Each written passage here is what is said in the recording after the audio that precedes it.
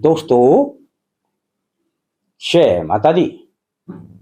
मैं सत्यनारायण शर्मा अल्टीमेट ज्ञान में आपका हार्दिक स्वागत करता हूं। दोस्तों, एक व्यक्ति अपने गुरु के पास गया और कहने लगा, गुरुजी, मैं 20 साल से गीता का एक पाठ रोजाना पढ़ कर के तब खाना खाता हूं, पर आज तक ना तो मेरे मन का डिप्रेशन गया और ना ही मेरा कोई काम बना और मुझे गुस्सा भी आता है। गुरुजी कहने लगे कि अच्छा, 20 साल से रोजाना एक पाठ पढ़ते हो, तो ऐसा करो कि मैं एक गीता का श्लोक बोलूं और उसका अर्थ बताओ। तब गुरुजी ने जो श्लोक बोला, यो न हृष्यति न द्वेष्टि न शोष्टि न कांक्षति शुभ अशुभ परित्यागी भक्तिमान स मे प्रिय, इसका अर्थ क्या है? तो वह भक्त कहने लगा, गुरुजी, अर्थ तो मैं नहीं जानता। तब गुरुजी कहने लगे कि फिर 20 साल से पढ़ क्या रहे हो? जब तुम किसी भी जो पढ़ रहे हो उसके अर्थ का ही नहीं पता कि मैं ये क्या पढ़ रहा हूं, तो तुम्हारे दिल में क्या बैठेगा और तुम क्या उस पर विचार विमर्श करोगे?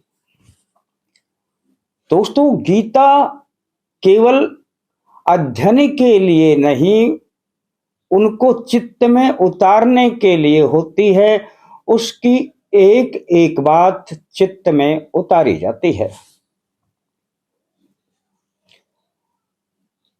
आप भी जब कोई भी कार्य करते हैं, यदि आपको ये नहीं पता कि ये मैं किस देव के प्रति क्या कर रहा हूं, या मेरा भाव क्या है, या इस मंत्र का भाव क्या है, या मैं क्या अर्जी लगा रहा हूं, तब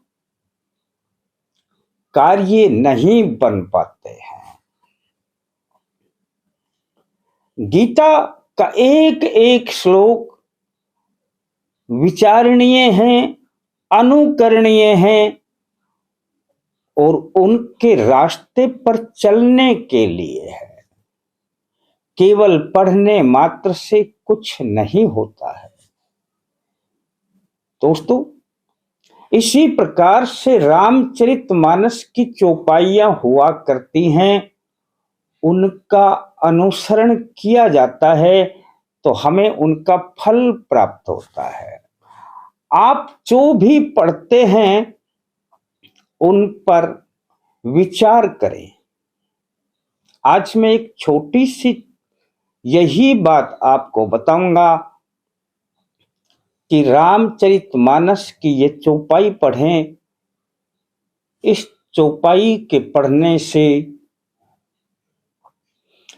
भगवान राम की और हनुमान जी की वो कृपा आएगी, ना संकट रहेंगे, ना दुख, ना कोई किया कराया। आपको सबसे छुटकारा मिलना लगेगा और केवल एक चौपाई से। चौपाई का थोड़ा सा अर्थ बताऊंगा, समझ जाएंगे करना किस प्रकार से है, यह भी बता दूंगा। आपने दोस्तों इस चौपाई को मंगलवार से पढ़ना प्रारंभ करना है। एक ही चौपाई याद कर लेना। सबसे पहले तो मैं चौपाई बता दूं और उसका अर्थ समझा दूं, फिर आपको आगे कैसे करना है यह आप समझ लेना। हनुमान जी की तुरंत कृपा आएगी और भगवान राम की कृपा आएगी ही आएगी।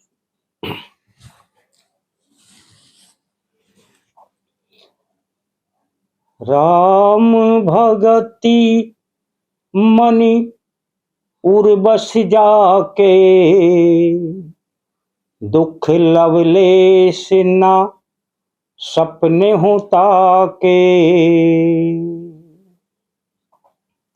राम भगति मणि, राम भक्ति रूपी मणि जिसके हृदय में वास करती है, दुख लवलेश न सपने हों ताके।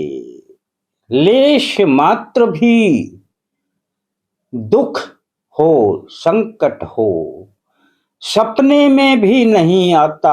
आप तो बात करते हैं कि मेरे ऊपर संकट है,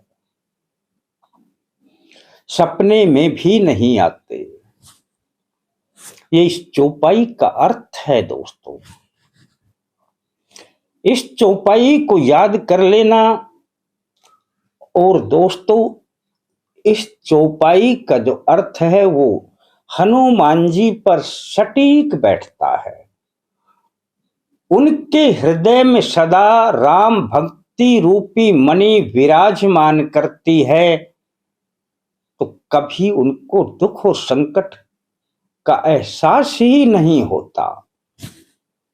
वो जीते हैं तो केवल राम की सेवा में जीते हैं। बस दोस्तों, आपने इस चौपाई का अर्थ जान लिया तो समझ लेना अब आपका काम भी बन गया।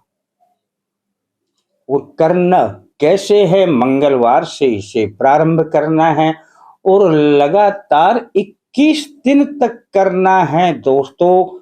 पूर्व की ओर मुख करके बैठ जाएं और अपने सामने एक पात्र में जल ले लें, अपने हाथ में रख लें। एक इतना जल लें किसी भी पात्र में जिसे आप पी सकें। दोस्तों, हाथ में जल लेकर के और आपने 3 बार बोलना है, जय सिया राम, जय सिया राम, जय सिया राम। जय सिया राम बोलने से हनुमान जी इतने प्रसन्न होते हैं कि आपका काम झटपट बनता है।